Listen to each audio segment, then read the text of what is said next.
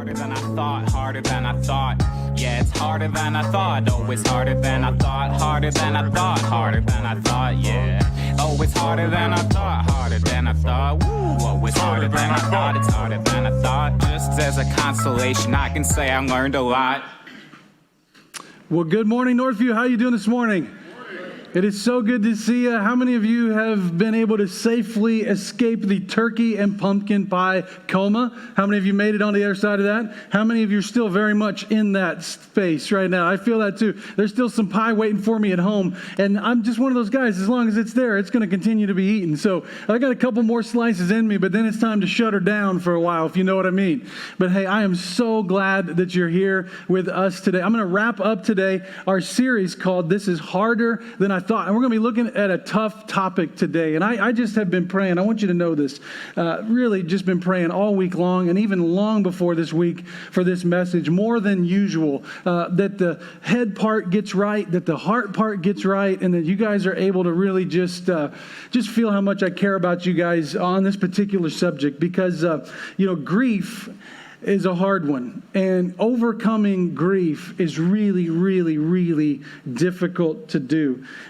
This sermon was one that got on the calendar about 13, 14 months ago. I was laying out some sermons about a year in advance and had this idea for a series called Harder Than I Thought, about tackling just a bunch of different life issues. My thought at that time was that the center would be open and that we'd have a bunch of people new connecting with us. And I wanted to preach a series of sermons that just hit people right where they are, just hit some of the normal, ordinary struggles of life that we all run into.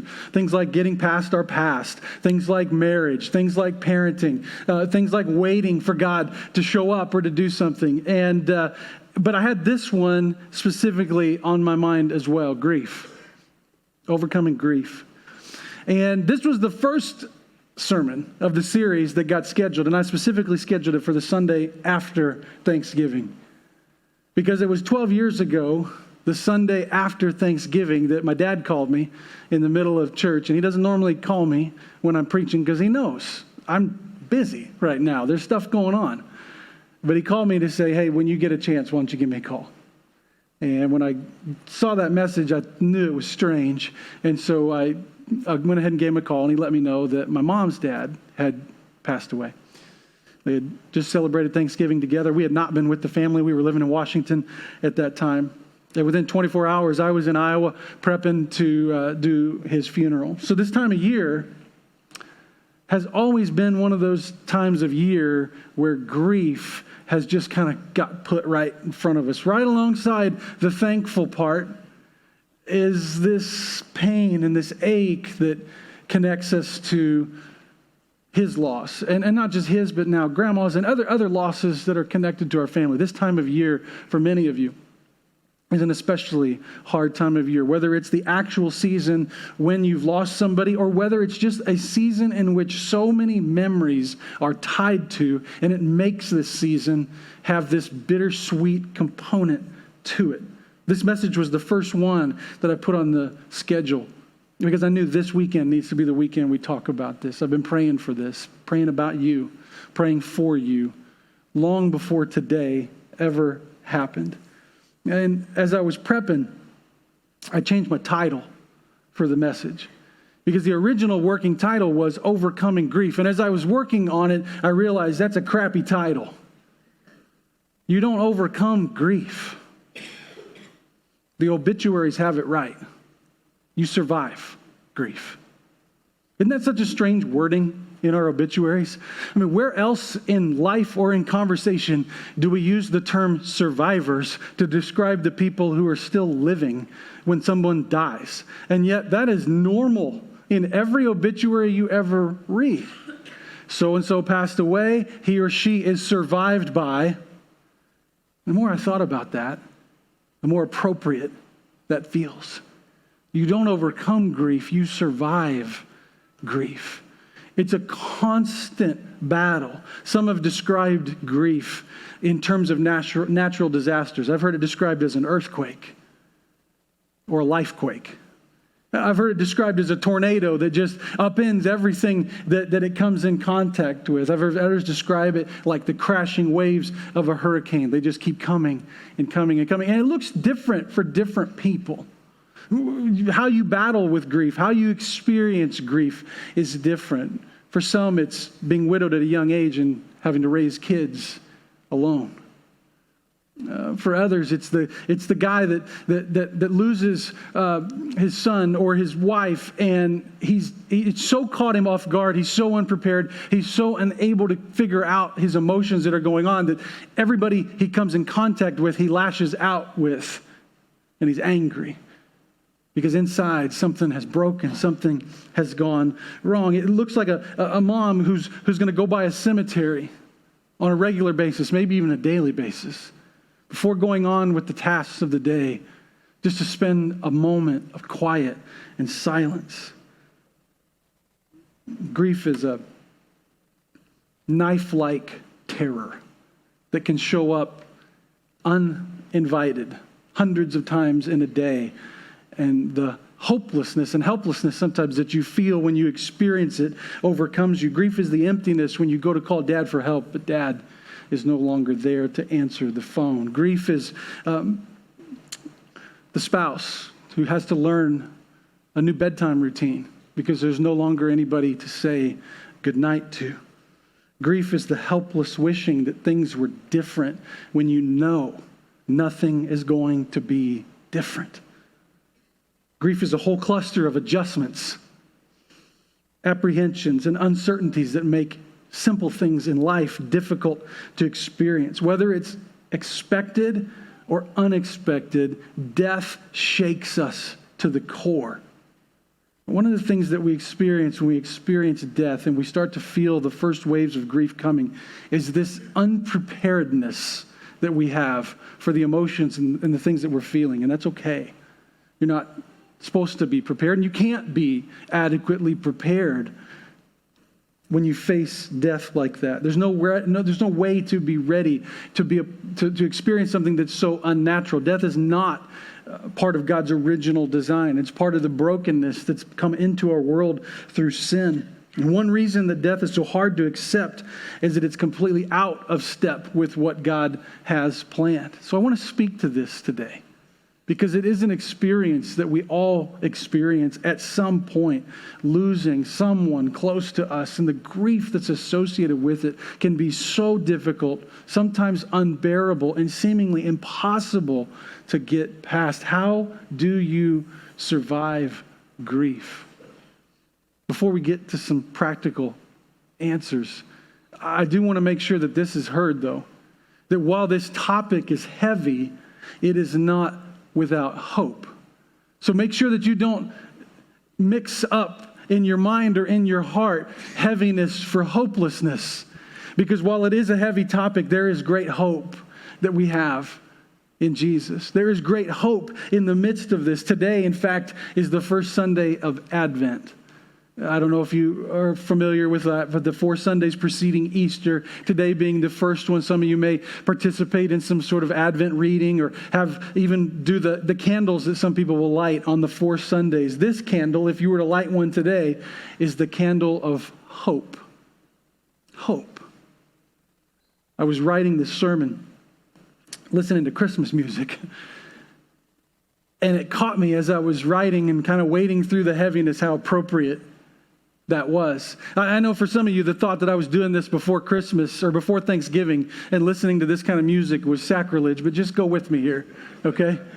I don't know. I've gone soft these last couple of years. I used to be that guy, but I've gone soft. Ever since COVID year, it was like that year I was ready for Christmas in September. I was just ready for hope. I was just ready for change. And it seems like every year subsequently, like I'm ready by November. Like, let's start listening to the music. It helps me write. It helps me get in the mood for these last quarter of messages. So I'm writing this message and I'm listening to Christmas music. I'm writing about grief and overcoming or surviving grief. And Oh Holy Night comes on. And I'm reminded of this line as I'm listening to it. A thrill of hope. A thrill of hope. Probably my favorite line in that song. A thrill of hope. A weary world rejoices, for yonder breaks a new and glorious morn. That hope in the midst of heartache, in the midst of hardship, even in the midst of grief, is so directly tied to the Christmas season and to Jesus' coming. It speaks to us in our difficulties, specifically in our grief, in practical ways. And so with the time I have left, I wanted to share with you just pastoral helps that I have experienced in my life and walked through my life, and I have helped others over the years walk through in their life. By no means is this an exhaustive list of what you can do when grieving to help take some next steps. But these are the kind of things that can't help but help. Can't help but help. They will help process you along through this journey. And I want to start with this one. When it comes to grief, one of the most practical things you can begin to do and continue to do is learn to give God your grief. Not hold it in, not try to varnish it, not try to turn it into something that it isn't, but give it in its form, in its fully developed form to God, because He can hold on to it. He can take it from you. Death is unnatural. It isn't supposed to be this way. And if there's anybody who understands the frustration and the brokenness of life when we encounter death, it's God. Because this isn't His plan. This isn't how He drew it up. It's unnatural. And so if you're angry, it's supposed to make you angry. If you're sad, it's supposed to make you sad. This might be a news flash to some people, but it's entirely Christian to feel sad and to mourn when you have hardship, specifically death, close to you. It's biblical to treat it as sad and unnatural. God encourages you to mourn. He wants you to be honest in your reactions to suffering and loss. Read the Psalms and you'll see David over and over again, specifically as it relates to death and loss, just pouring his heart out to God. Not worried about, did I say it right? Did I feel it right? Did I think it right? Be honest. We've heard the term good grief. It's a strange phrase. It's kind of like crying out loud, which I talked about a few weeks ago. What a weird phrase, crying out loud. Do you want to cry out loud something, or do you want to say crying out loud? Good grief. What is good grief? Good grief, in my opinion, is honest grief. Honest grief. Not the grief that I think I should grieve, but the real grief that I'm experiencing in my life. I'll tell you who I learned this from really, really well. It's a guy named Eric Miller. Eric Miller was in our church in Spokane. And one night, Eric and his family went out for a walk. Beautiful night. And as the kids were walking, he had one of the boys, Micah, on his shoulders. And as they were taking their family walk, a car came from behind, and the sunlight was at that just right angle where it is directly in the face of the driver. And the driver didn't see the family walking, and came up from behind and hit Eric and his son Micah and just sent them flying. Put them both in the hospital. Eric woke up in the hospital to the news that his son was on the edge of death. He hung on for a little bit, but then Micah went to be with Jesus. Eric began to work through seasons of grief after the death of Micah. And Eric was an oncology nurse, and he did the night shift. One of the ways I got to watch him work through grief for years, not just for weeks or days, but for years, was he would come early to church. In fact, he was the first person besides staff in the building.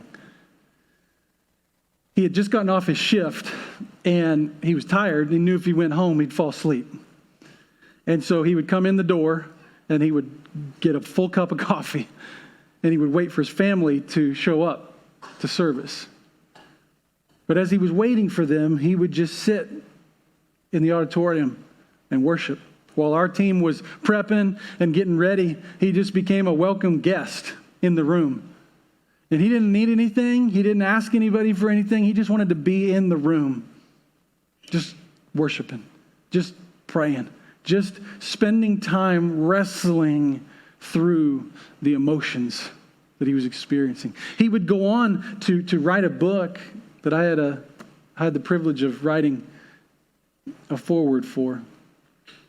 His book title was "It's Okay to Yell at God." The book is all about his wrestling. It's all about his experiences knowing for certain that there is a God.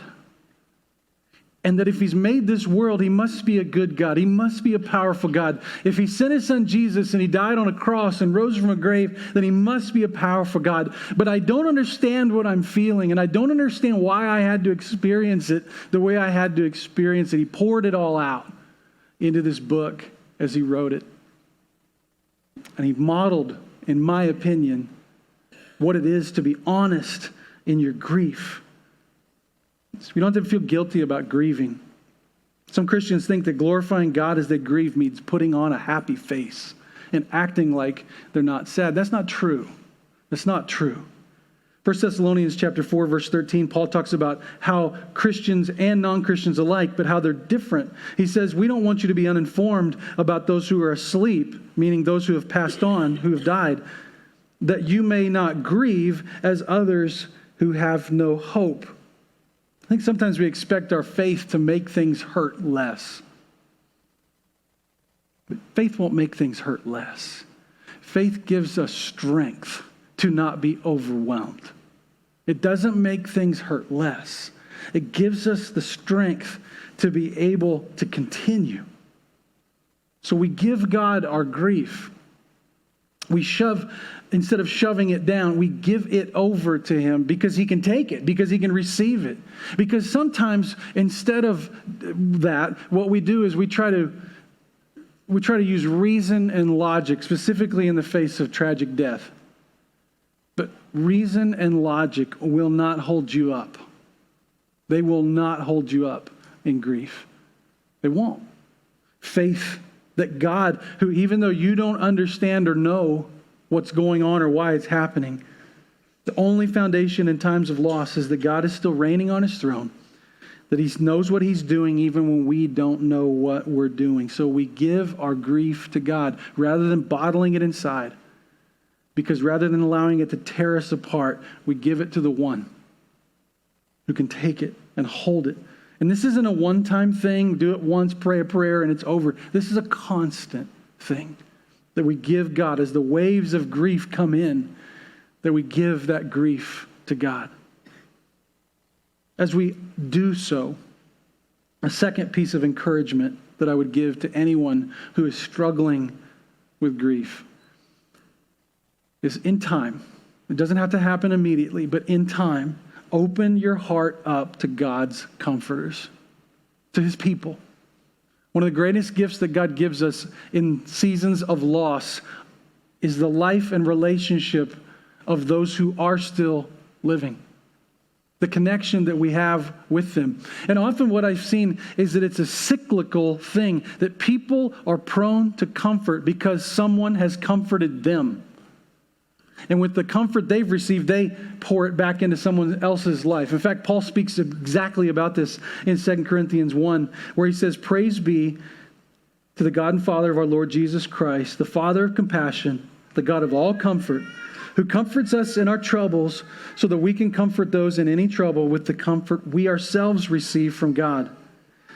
For just as we share abundantly in the sufferings of Christ, so our comfort also abounds through Christ.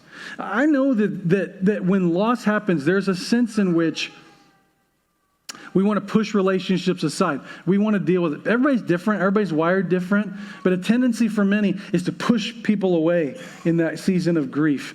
Because either A, they don't know me really well enough for me to be very vulnerable with them. B, they don't know my pain like I know my pain. They're not going to be able to do anything to help me right now. Or I feel it's almost sacrilegious to do anything that's not just mourning. I feel like I just need to be in this season where I just dig deep and I just deal with it and I push through it. And so we push people away. But people are such a vital part of comfort, such a vital piece of comforting us in our times of loss. I don't know if you heard this story of Sarah Pasucci. She was up in the New York, Long Island area, and she made national news with this story because she had a letter that was sent to her around mid-February that was especially hateful. The letter said, "It's Valentine's Day, take down your Christmas lights." Now, I got to admit, I've driven past a few of y'all's houses way past Christmas, and I've had those same thoughts. But this hit really hard for her, and she shared this on a Facebook moms group because of the circumstances that they were living through at the moment. In normal circumstances, she probably wouldn't have let it upset her. She might have even laughed. But the story behind what was going on in her household is that her dad had died right after the first of the year. And shortly after her dad had died, and her dad lived with her, her aunt had died. And so 2 losses in a week's span in early January had just utterly paralyzed the house, as you can appreciate. Death hits like a tornado, and it upends everything.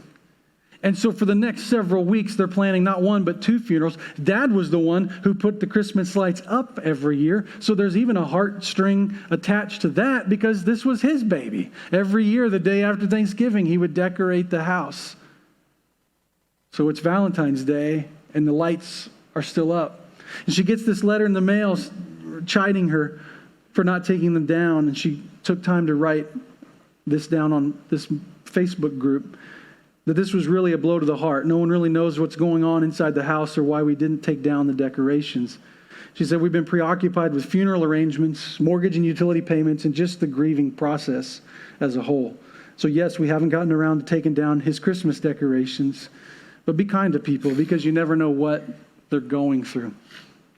After she posted it, she got just inundated with support.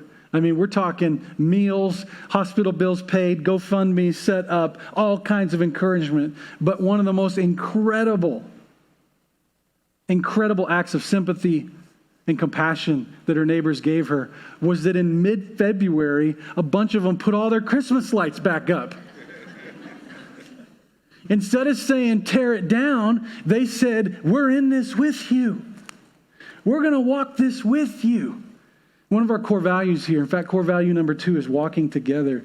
And I don't know that there's a better season in life that we need to be arms linked together than in seasons of grief, where we walk together through the hard and heavy losses of life. I love when I see our church do this for each other. When we go through heartaches, when we go through hardships, it's one of the reasons why we stress so hard. Get in a life group. Get plugged into a group. Because it's so hard to get lost when you're connecting with a group of 15 or 20 people. You are not just a number to that group. You are a name. You are a family. Your situation matters. And they will come around you. They will love on you through that time. Just like it happened in the story there. It happens right here in our midst all the time. But something that we have to learn when we're grieving is to let it happen. To let people help. To let people come alongside. To open our life. To open our schedule. To be willing to be vulnerable. And to let God's help come through other people as they try to minister to you. Yeah, I know sometimes some people really screw this up. And sometimes you let somebody in and they say the dumbest thing or they do the most insensitive thing. But it's not equal parts a good thing to a bad thing. It's usually 10-1.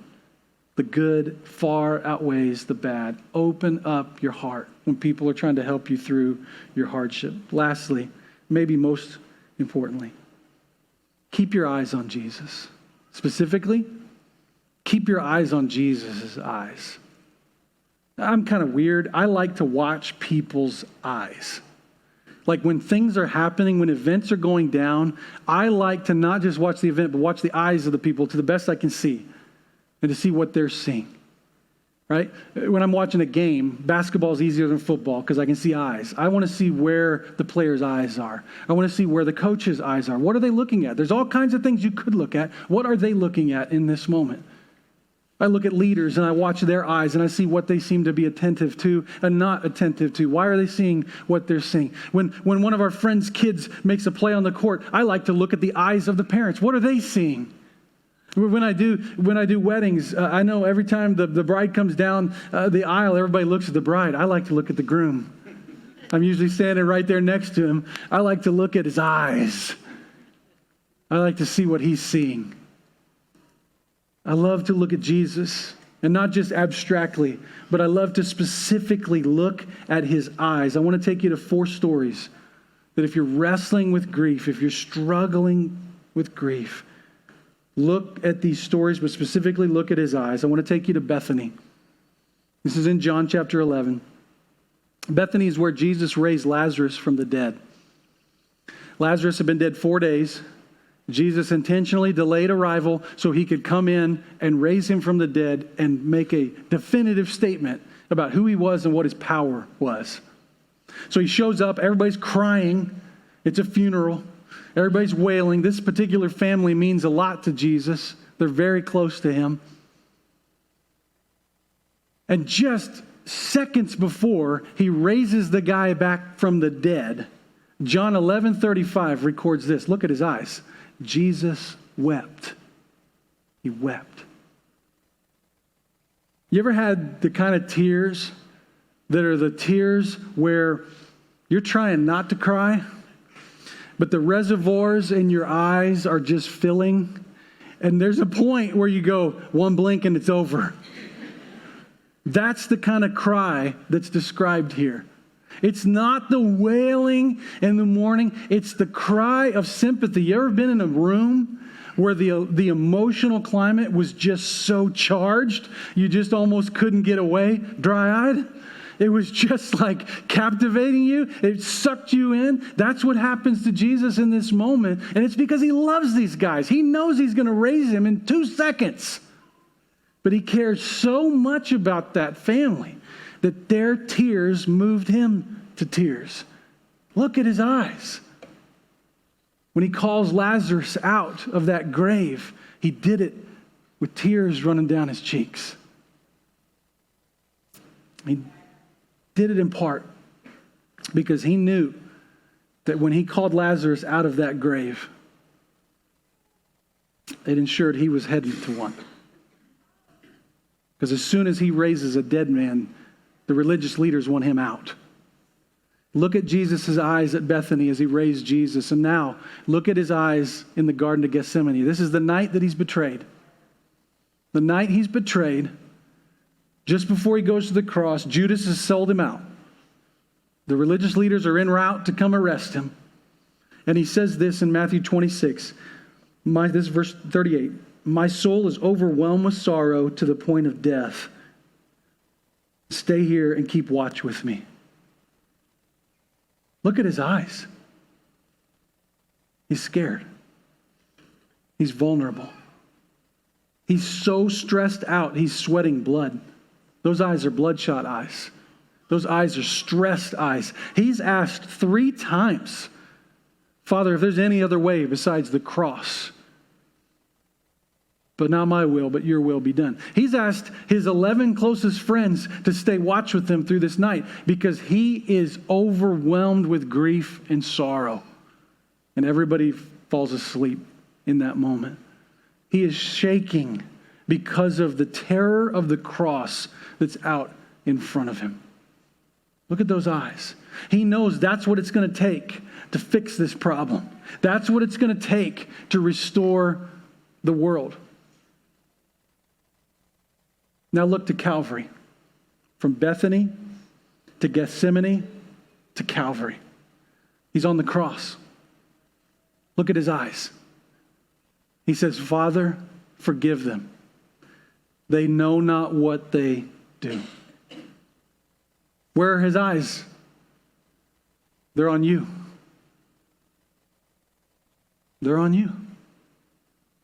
He sees a world that will not be able to understand the gravity of sin or the love of God without this moment right now. And so he willingly lays down his life for you and for me.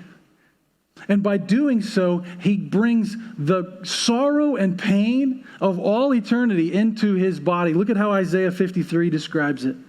Surely he has borne our griefs, he's carried our sorrows.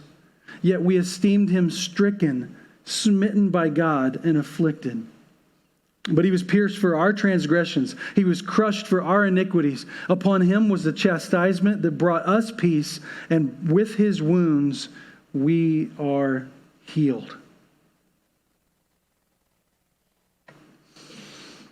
On this hill, outside of the city, The best thing that ever happened came from the worst thing that's ever happened. I mean, what could be worse than murdering the only perfect person that's ever walked this earth? What could be worse than that? But the greatest thing that ever happened came from the worst thing that ever happened. Because even though this moment was dark, it was still under the control of God. God planned that ultimately even this evil would be able to accomplish ultimate good. And in this dark moment, Jesus died on the cross. God defeated sin and death, two enemies that you and I could not defeat on our own. You go to Bethany and you look at his eyes and you see his compassion. You look at Gethsemane and you see his eyes filled with terror but determination as he faces the cross.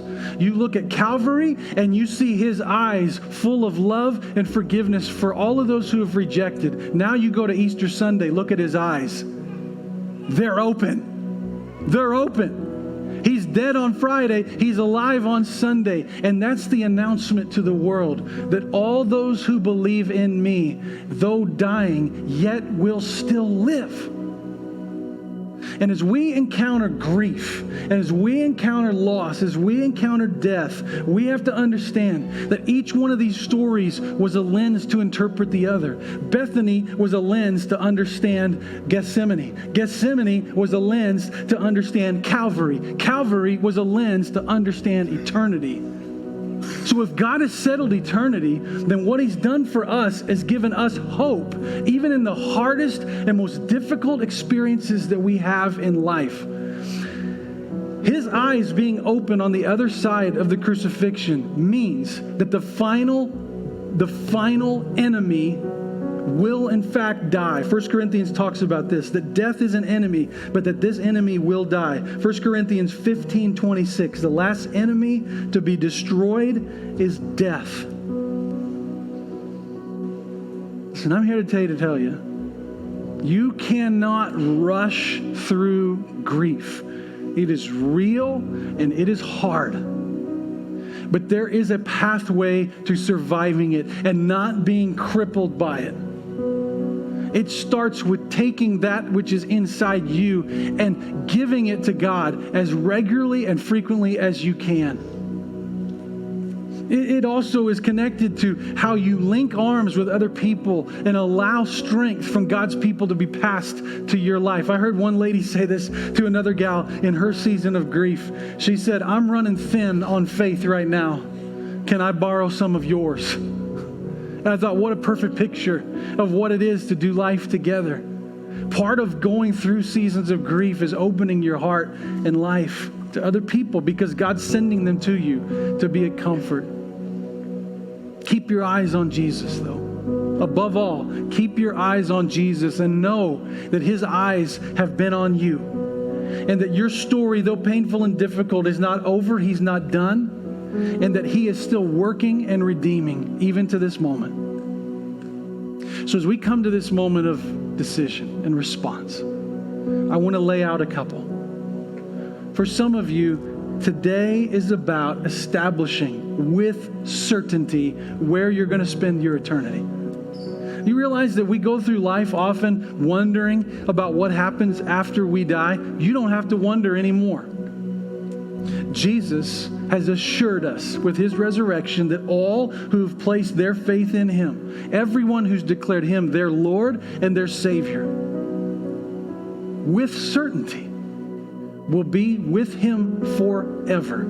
There is no greater gift that you can give yourself or your family than the certainty of where you spend eternity.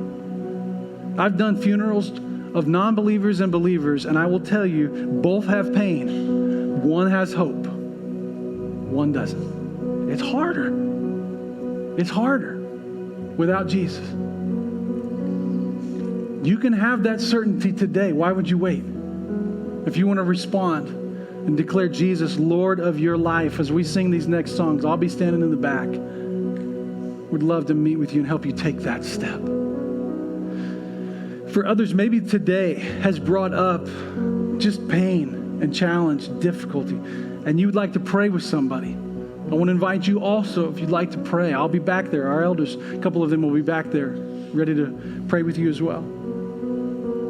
Lastly, maybe your response, and maybe all you've been able to think about during this time, is that there is somebody in this room who you know is going through it right now.